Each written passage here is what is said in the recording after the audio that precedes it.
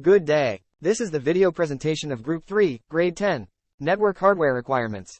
DSL Cable Modem.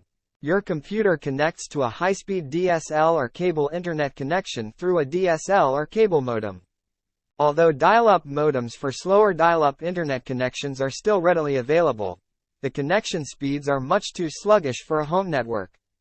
DSL are used to connect directly to a connection, which is an internet service. Since a network is unique in your home, the connection is individual as well. Cable modem are used to the wiring from the internet provider. It is used to shared connection.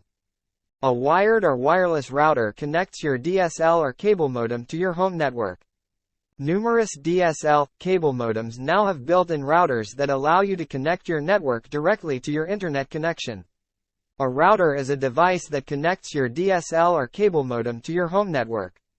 It acts as a bridge between your internet connection and the devices in your home, like computers, smartphones, and smart TVs.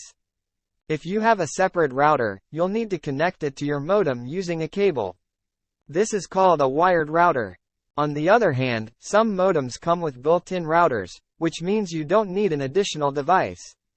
These are often called wireless routers. The router helps in sharing the internet connection among multiple devices in your home. It assigns unique IP addresses to each device and manages the traffic between them.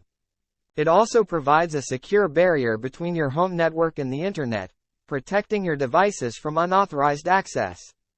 In simple terms, a router connects your home network to the internet, allowing all your devices to access the web and communicate with each other. Wired OR, wireless network adapter. The component in your computer, or printers, gaming systems, and other networking equipment that connects your computer to your network is known as a wired or wireless network adapter. A network adapter is a component that allows your computer or other devices to connect to a network. It acts as a bridge between your device and the network, enabling data transmission. There are two types of network adapters, wired and wireless. A wired network adapter uses physical cables, usually Ethernet cables, to establish a connection between your device and the network. These cables carry data signals back and forth, providing a reliable and stable connection. Wired connections are typically faster and more secure than wireless connections. On the other hand, a wireless network adapter enables your device to connect to a network without the need for physical cables. It uses radio waves to transmit and receive data, allowing for flexibility and mobility. Wireless connections are convenient because they eliminate the need for cables, but they can be slower and more prone to interference compared to wired connections. Whether you choose a wired or wireless network adapter depends on your specific needs and preferences. If you require a fast and secure connection, especially for tasks like online gaming or streaming high-definition videos, a wired network adapter is often the better choice. However, if mobility and convenience are more important to you, a wireless network adapter allows you to connect to the network without being tied down by cables. Ethernet cabling. Your wired network adapters are connected to a router or network switch via Ethernet cabling. You will want at least one Ethernet cable to connect your computer, even if you are using a wireless router. Ethernet cabling is a type of cable that is used to connect devices in a wired network. It consists of several twisted pairs of wires enclosed in a protective casing. These cables are commonly used to connect computers, printers, routers, and other devices to a network switch or a router. When you connect your computer to a network using an Ethernet cable, it allows for fast and reliable data transmission. The Ethernet cable transfers data signals between devices at high speeds, making it ideal for tasks that require a stable and high-bandwidth connection, such as online gaming, video streaming, or large file transfers. To set up a wired network connection, you need to connect one end of the Ethernet cable to the Ethernet port on your computer or device, and the other end to a corresponding port on a network switch or router. The switch or router acts as a central hub, allowing multiple devices to connect to the network and communicate with each other. Ethernet cabling provides several advantages over wireless connections. It offers a more stable and consistent connection, with less interference or signal loss compared to Wi-Fi. It also provides faster data transfer speeds, especially in cases where large amounts of data need to be transmitted. In summary, Ethernet cabling is a reliable and efficient way to connect devices in a wired network. It allows for fast and stable data transmission, making it suitable for various applications that require a robust network connection. Router basics. The connecting factor in your home network is your router. It establishes a wireless or an Ethernet connection between each of your PCs. A router is a crucial component in your home network that connects all your devices together. It acts as a central hub, allowing your computers, smartphones, tablets, and other devices to communicate with each other. There are two main types of connections that a router can establish: wireless and Ethernet. Wireless connection, also known as Wi-Fi, enables devices to connect to the router without any physical cables. This means you can access the internet or share files between devices without being tethered to the router. Ethernet connection, on the other hand, involves using cables to directly connect your devices to the router. This type of connection typically provides faster and more stable internet speeds, making it suitable for activities such as gaming or streaming. Regardless of the connection type, the router acts as a traffic manager for your home network. It receives data from each device and sends it to the appropriate destination.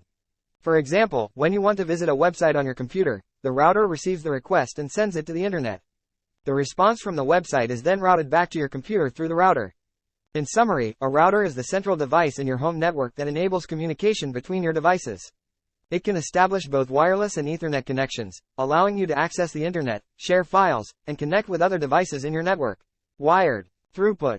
The wired half of your router will come in one of two speeds, 10/100ths of a megabit per second and 10/101,000ths of a megabit per second, also known as gigabit. 10/100ths routers are cheaper, but will not transfer data between computers as quickly as gigabit routers will. When it comes to routers, the wired part refers to the connections that use physical cables to transfer data. There are two common speeds for wired connections, 10/100ths of a megabit per second and 10/101,000ths of a megabit per second, gigabit. The numbers 10/100ths and 10/101,000ths represent the maximum speed at which data can be transferred between devices. The first number represents the speed for both sending and receiving data, while the second number, if present, represents an additional higher speed for sending and receiving. So, let's break it down.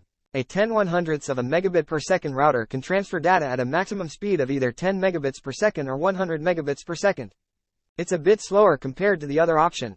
A 10/101,000ths of a megabit per second, gigabit, router can transfer data at a maximum speed of either 10 megabits per second, 100 megabits per second, or 1000 megabits per second, 1 gigabit.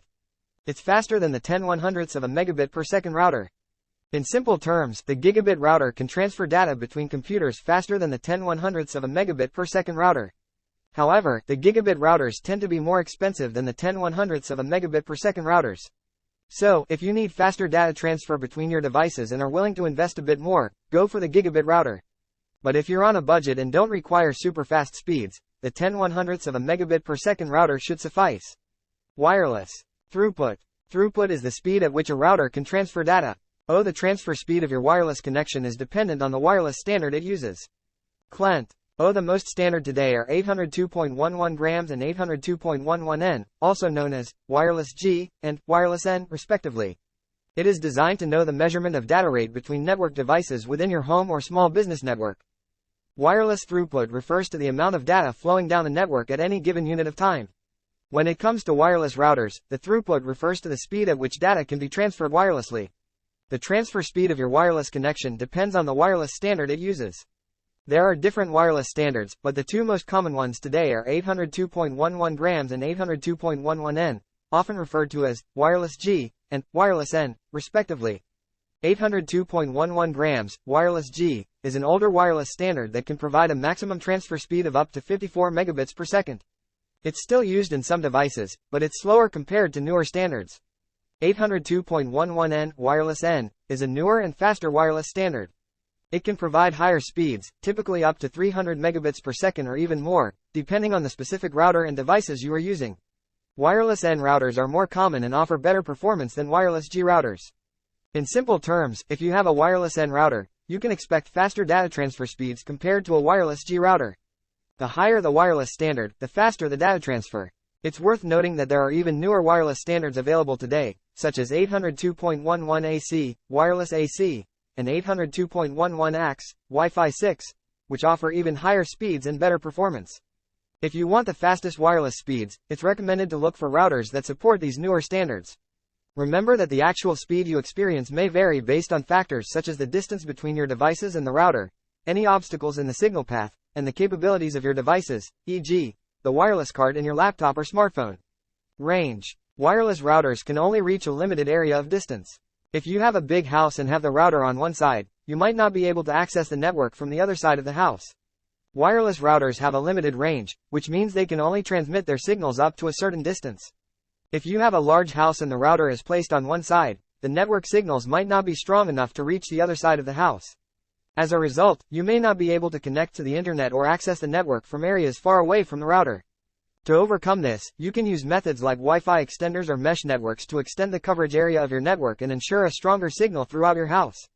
To avoid a slow Wi-Fi signal. 1. Place your router centrally in your house and away from obstacles.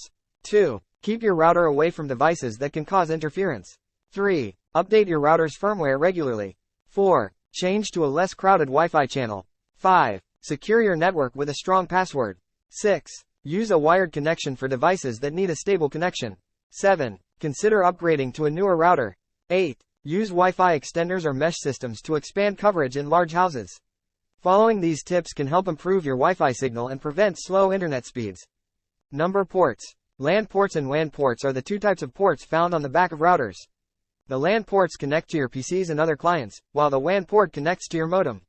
Routers have two types of ports on the back: LAN ports and WAN ports.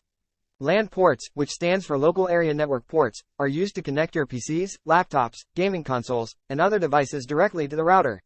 These ports create a local network within your home or office, allowing all connected devices to communicate with each other. You can think of LAN ports as the local or internal connections. WAN ports, which stands for Wide Area Network Ports, are used to connect your router to the modem. The modem is provided by your Internet Service Provider, ISP, and is responsible for connecting your home or office to the Internet. The WAN port acts as the bridge between your router and the Internet, allowing data to flow in and out of your local network. You can think of the WAN port as the wide or external connection. To summarize, LAN ports are used to connect devices within your local network, while the WAN port is used to connect your router to the Internet via the modem. LAN ports create a local network, and the WAN port connects that network to the wider Internet. Wireless security. Always use a password to secure your wireless network, unless you don't mind someone using up your bandwidth and maybe viewing your network data. Wireless security is important to protect your network and data from unauthorized access. By using a password to secure your wireless network, you prevent others from using your internet bandwidth without permission and potentially accessing or intercepting your network data. When you set up a wireless network, it's essential to create a strong password that is not easily guessable. This password acts as a barrier, allowing only authorized users with the correct password to connect to your network and access the internet. Without a password, anyone within range of your wireless signal could connect to your network and potentially use up your bandwidth, slowing down your internet speed. Moreover, they could also gain access to sensitive information transmitted over your network, such as personal data, login credentials, or financial details. By using a password, you ensure that only authorized users can connect to your network and enjoy a secure and private internet experience. It's a simple but crucial step to protect your wireless network and maintain the confidentiality and integrity of your data. That's it for the video. Thank you so much for watching. Don't forget to leave a like, share your thoughts and subscribe to this channel.